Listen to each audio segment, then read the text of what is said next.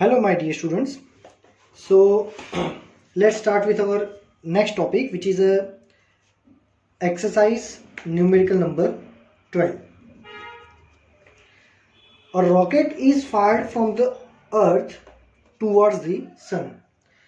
Let's assume this is the earth and here this is the sun. A rocket is fired from earth to sun. At what distance from the earth's center the gravitational force on the rocket is zero? अर्थ के centre से कौन सा ऐसा distance है जहां पे rocket का total force zero होगा?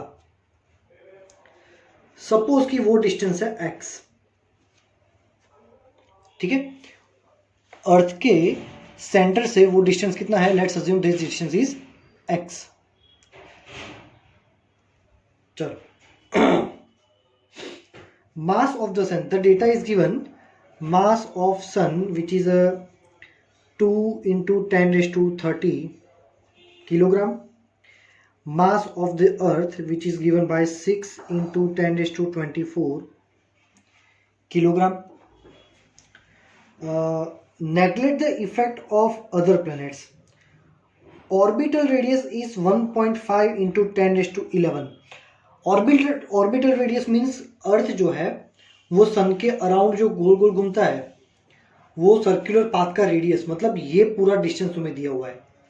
यहां से ये डिस्टेंस कितना दिया है? 1.5 इंटू 10 रेज़ टू 11 मीटर. अब ये डिस्टेंस x है तो ऑब्वियसली हमारा जो बाकी का डिस्टेंस है वो कितना होगा? 1.5 into 10 raised to 11 minus x, and all the distance are measured from this center. सारे डिस्टेंस हमें कहाँ से मेजर करने रहते हैं? सेंटर से मेजर करने रहते हैं. Now we need to find the x, and we have given that in this situation total force acting on the rocket is zero. Ready? So यहाँ पे कौन कौन फोर्स लगा रहा है? यहाँ पे एक मान लो कि ये रॉकेट का मास है स्मॉल m. ठीक है, सो यहाँ पे क्या होगा? अब टोटल फोर्स जीरो मतलब अर्थ इस पे यहाँ पे फोर्स लगा रहा है, ये इस पे सन जो है वो यहाँ पे फोर्स लगा रहा है. दोनों फोर्स जब इक्वल एंड ऑपोजिट हो जाएंगे, दोनों की वैल्यू जब सेम हो जाएगी, तब इस पे टोटल फोर्स हो जाएगा zero.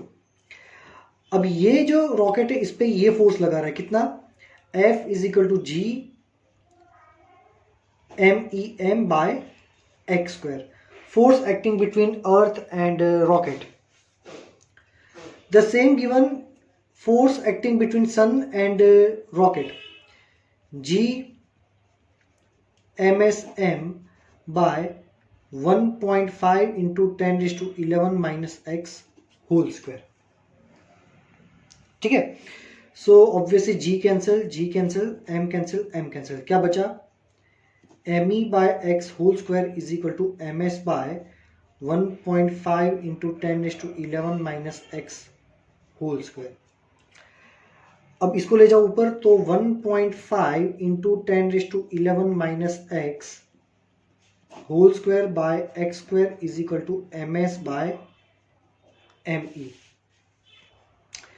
Now 1.5 into 10 raised to 11 minus x by x is equal to under root M S by M E. हमने क्या किया? दोनों साइड पे अंडर रूट ले लिया. सो ये अंडर रूट लेने से यहाँ पे जो स्क्वायर स्क्वायर है वो कैंसिल आउट हो जाएंगे. Now place the value 1.5 into 10 raise to 11 minus X by X is equal to under root ms is a 2 into 10 raised to 30 by me 6 into 10 raised to 24. ठीक है, तो ये हो जाएगा 2 3 6 है ना, और यहाँ पे हो जाएगा ये as it is equal to under root 10 raise to 6 by 3। Ready? अब इसको सॉल्व करना है और इसको सॉल्व करके आपको यहाँ पे x की वैल्यू डिराइव करनी है। x की वैल्यू आपको अप्रोक्सीमेटली मिलेगी 2.6 into 10⁸ metre. Do it yourself. अगर ये सॉल्यूशन नहीं हो रहा सो मुझे बताना, मैं अलग से इसको डिराइव करके एक्सप्लेन कर लूँगा। बट ईजी है, obviously you can do it by yourself by using the calculators. It's very simple. ठीक है, चलो आगे बढ़ते हैं। Sum number 13। How will you weight the sun. हमें भाई सन का मास निकालना है, लिखा है क्वेश्चन में, that is the estimate its mass. Sun का हमें मास निकालना है। The mean orbital radius of the earth around the sun is given by, मतलब कि हमें सन का मास निकालना। डेटा में क्या दिया हुआ है? Mean orbital radius between sun and अर्थ।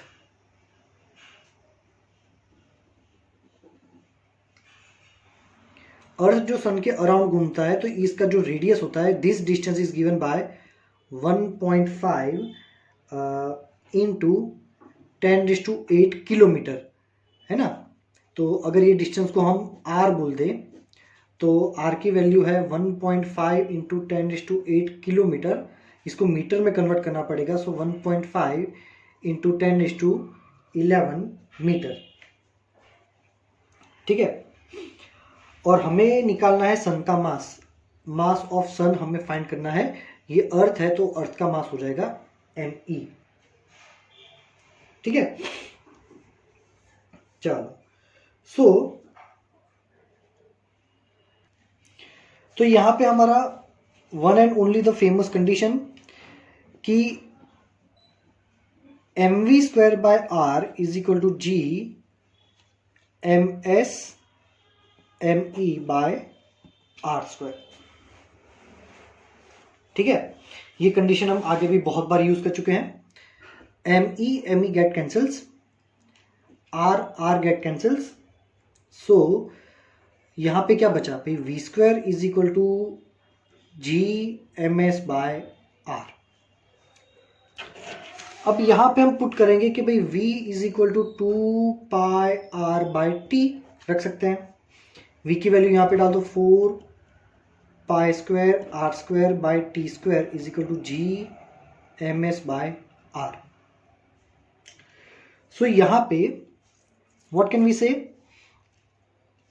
हमें तो ms फाइंड करना है। सो मास ऑफ सन को अगर सब्जेक्ट बनाए तो 4π² r³ by g/t²। Therefore ms is equal to, आपको 4 की वैल्यू रखनी है, मतलब 4 तो वही रहेगा, पाई हो जाएगा 3.14 का होल स्क्वायर इंटू r की वैल्यू भी हमें दे रखी है, उसका क्यूब है, divide by g 6.67 into 10⁻11 and t is the periodic time. Earth को यहाँ पे पूरा रेवोल्यूशन करने में कितना टाइम लगता है? 365 डेज। सो 365 डेज उसको आवर्स में कन्वर्ट करो, फिर उसको सेकंड में कन्वर्ट करो, तो ये पूरी होगी t की value. I hope you all are able to understand the problem कि ये पूरा जो वो ms के इज इक्वल टू है। ठीक है, जगह कम इसलिए ऐसा लिखा है, बाकी आई होप कि आपको समझ में आ जाएगा। और इसको सॉल्व करोगे तो ms की वैल्यू आपको अप्रोक्सीमेटली 2 इंटू 10⁻30 किलोग्राम मिलेगी। क्या मिलेगी? 2 इंटू 10⁻30 किलोग्राम। ठीक है, चलो आगे बढ़ते हैं।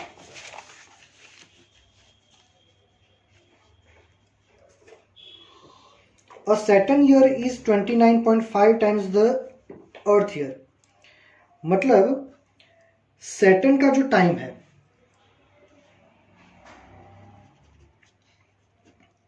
periodic time of Saturn is a 29.5 times of the periodic time of Earth. How far is the Saturn from the Sun if earth is this much kilometre away. Diagram draw करेंगे तो अच्छा रहेगा। लेट्स अज्यूम कि ये हमारा सन है, ये है अर्थ, ये डिस्टेंस को मान लेते हैं सपोज r। सैटर्न और कहीं पे दूर होगा, अर्थ ऐसे सर्कुलर मोशन कर रहा है, यहां पे कहीं पे सैटर्न होगा, वो भी ऐसे सर्कुलर मोशन कर रहा होगा। ठीक है, ये डिस्टेंस हमें फाइंड करना है। ठीक है, हमें ये वैल्यू दे रखी है भाई, r की वैल्यू क्या है? r की वैल्यू 1.50 इंटू 10⁸ किलोमीटर, जिसको अगर मीटर में कन्वर्ट करें तो और 10�3 करना पड़ेगा, मतलब भी 10�11 हो जाएगा, है ना। चलो, तो यहाँ पे हम कौन सा फॉर्मूला लगाएंगे? यहाँ पे बेसिक फॉर्मूला हमारा अप्लाई होगा t² प्रोपोर्शनल टू r³ वाला,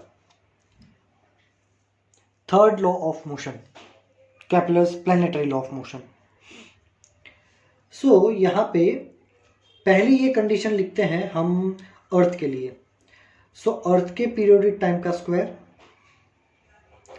प्रोपोर्शनल टू, अर्थ के लिए यहाँ पे डिस्टेंस r लिया है तो वो हो जाएगा r³ से, इक्वेशन नंबर 1। फिर सेम फॉर्मूला हम लिखेंगे सैटर्न के लिए, ts प्रोपोर्शनल टू ये डिस्टेंस हमारा x प्रोपोर्शनल टू x³। इसको दे दो, हम देते हैं इक्वेशन नंबर 2। नाउ हमें क्या फाइंड करना है? हमें ये x की वैल्यू फाइंड करनी है। So equation number 2 divide by equation number 1 करो। So t² by te² is equal to x³ by r³। That's mean यहाँ पे डेटा दिया हुआ है कि ts जो है उसकी वैल्यू 29.5 टाइम्स te, तो उसका हो जाएगा square by te² is equal to x³ by r की वैल्यू है ये 1.50 इंटू 10⁻11। सो यहाँ पे क्या हो जाएगा? ये होगा 29.5 का होल स्क्वायर इंटू टी का होल स्क्वायर, सेपरेट करते हैं by te² is equal to x³ by 1.50 into 10⁻11। ये te² कैंसिल हो गया। सो यहाँ पे क्या मिलेगा answer?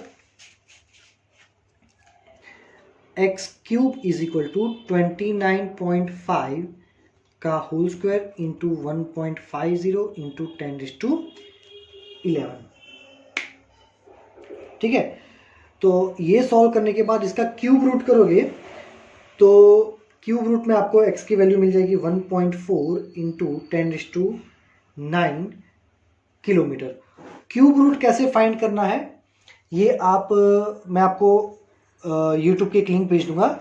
You can find cube root very easily by using the calculator, है ना। तो मैं एक यूट्यूब की लिंक भेजूंगा, उसमें से आप क्यूब रूट कैसे फाइंड कर सकते हो उसमें आ जाएगा। ठीक है, चलो तो नेक्स्ट देखते हैं हम सम number 15।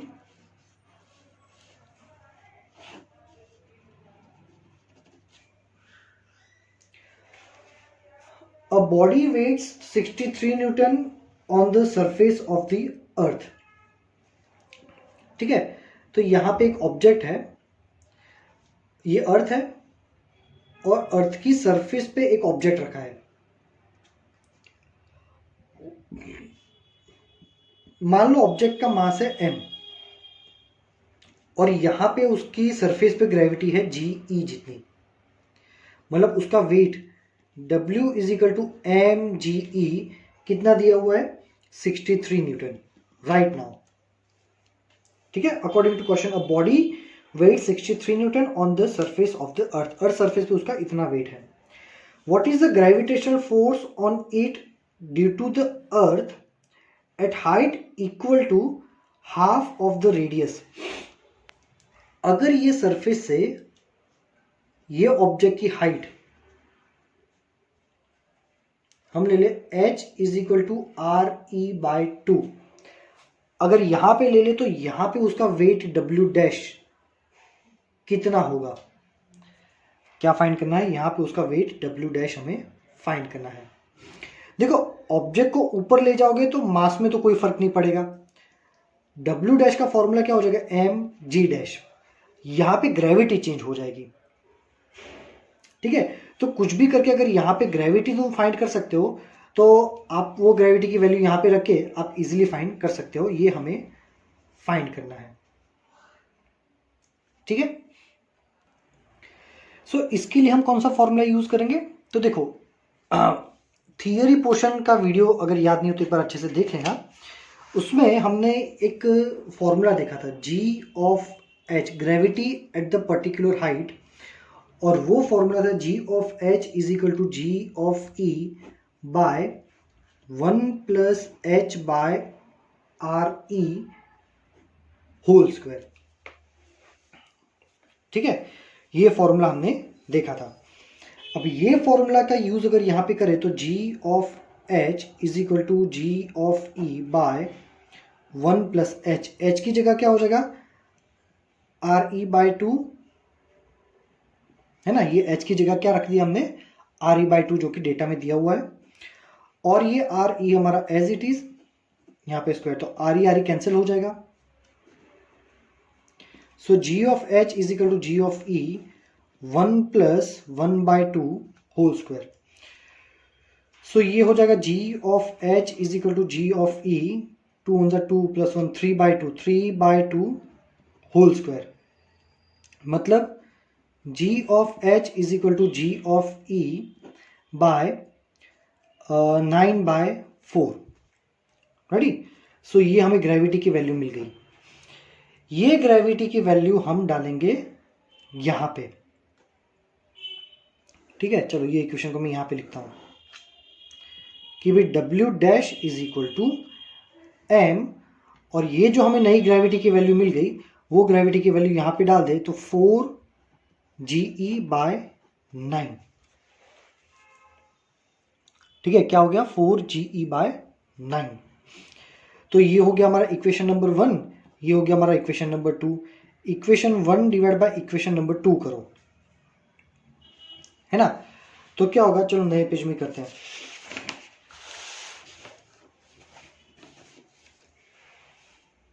Let's see, equation number 1 क्या है, W is equal to M G E by W dash, ये हो गया 4 एम जी ई बाय 9, ठीक है। तो यहां पे एम जी कैंसिल हो जाएगा, ये 9 जो है वो ऊपर चला जाएगा। So W by W dash is equal to 9 by 4। W की जो वैल्यू है, ये W की वैल्यू हमें दे रखी है 63, तो ये हो गया 63 by W dash is equal to 9 by 4। So W dash is equal to 4 into 63 by 9, so W dash is equal to 28 newton, ready. तो देखो किसी भी ऑब्जेक्ट को अगर तुम यहां से यहां ले जाओ उसके मास में कोई फर्क नहीं पड़ता, मास तो ऑलवेज सेम ही रहेगा, ग्रेविटी चेंज होती है, and due to the change in this gravity weight always change होता है ना। तो ऑब्वियस इस टाइप के न्यूमेरिकल्स में हमें नई ग्रेविटी फाइंड करनी है, ना कि मास में कभी भी चेंज नहीं होगा। चलो नेक्स्ट क्वेश्चन देखते हैं, 16 number question. Assuming the earth to be a sphere of uniform mass density, कि मान लो कि अर्थ है वो स्फीयर है यूनिफॉर्म मास डेंसिटी वाला, how much would a body weight half way down to the centre of earth if it weight 250 newton on the surface. अगर कोई object को सरफेस पे रख के उसका वेट मेजर करते हैं तो हमें मिलता है 250 न्यूटन। अगेन यहां पे फॉर्मूला क्या लगेगा, वेट मतलब W is equal to M, और ये सरफेस पे इसलिए ग्रेविटी ऑन अर्थ सरफेस। इसको दे दो इक्वेशन नंबर 1। अगर इसको हम अंदर ले जाते हैं। कितना अंदर ले जाना है? Half way down to the centre of earth, centre of earth से आधा ले जाओ।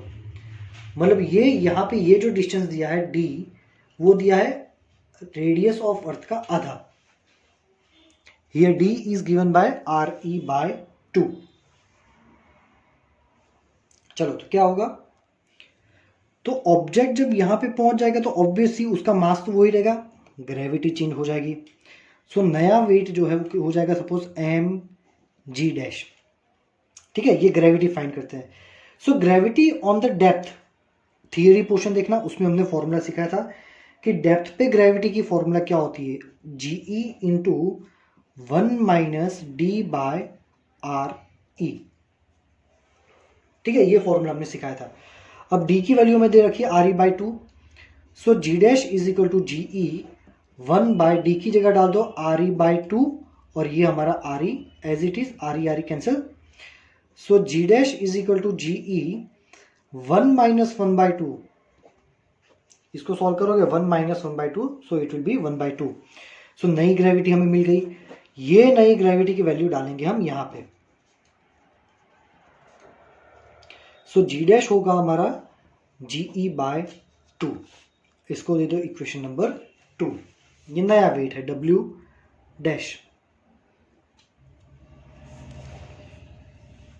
अब क्या होगा? Equation number 2 divide by equation number 1 करो। W'/W is equal to mge/2, और ये mge, तो mg कैंसिल।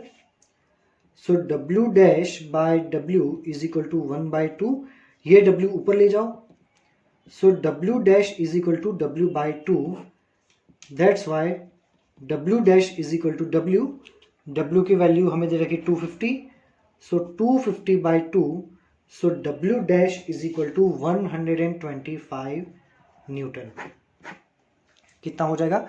125 न्यूटन। ठीक है, again it's very easy numerical. तो दोनों कंसेप्ट आ गए कि भाई ऑब्जेक्ट अर्थ सरफेस से ऊपर जाता है या बिलो द अर्थ सरफेस आएगा, उसकी मास में कभी भी फर्क नहीं पड़ेगा। There is a change occurs only in the gravity. और ग्रेविटी कैसे फाइंड करनी है? फॉर्मूला में वैल्यूज रख के, है ना? It's very simple. Now let's see the next numerical, some number 17।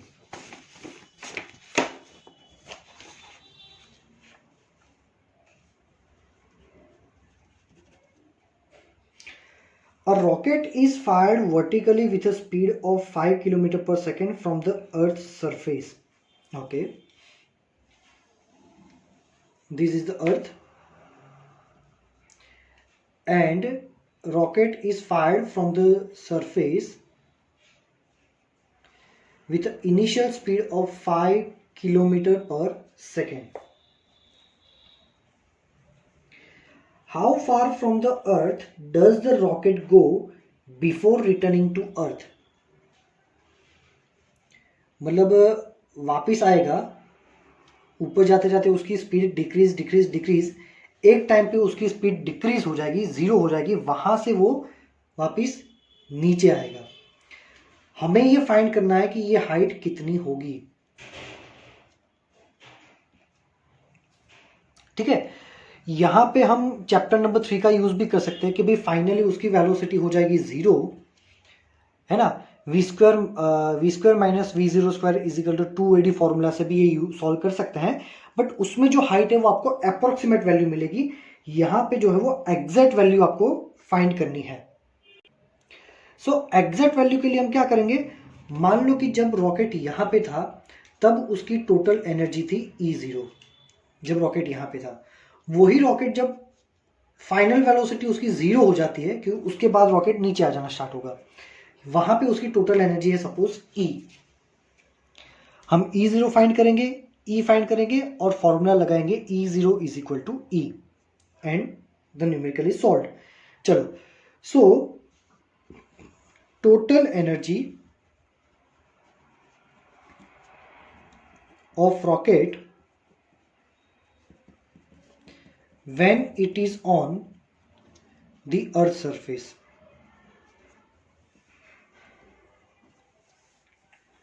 चलो, अर्थ सरफेस पे उसकी total energy E is equal to kinetic energy plus potential energy. चलो, काइनेटिक एनर्जी कितनी है, 1/2 mv0 स्क्वायर, हमने ये वेलोसिटी v0 अज्यूम की है, और पोटेंशियल एनर्जी माइनस जी, अर्थ का मास me और रॉकेट का मास अज्यूम कर दो भाई m, तो G M E M by, यहाँ से ये जो डिस्टेंस है ये r e radius of earth, so G M E M by r। ठीक है, ये हो गया हमारा पोटेंशियल एनर्जी। चलो, तो ये हो गया हमारा E0, इसको दे दो इक्वेशन नंबर 1। अब क्या करेंगे, टोटल एनर्जी